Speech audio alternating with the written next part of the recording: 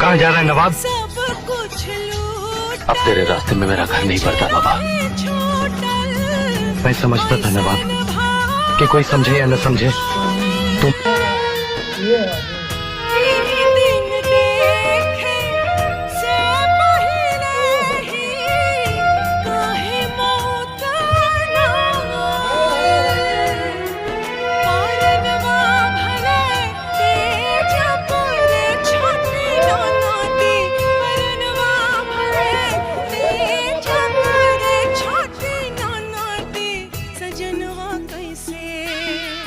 सजनवा कैसे ते जब रे छोटी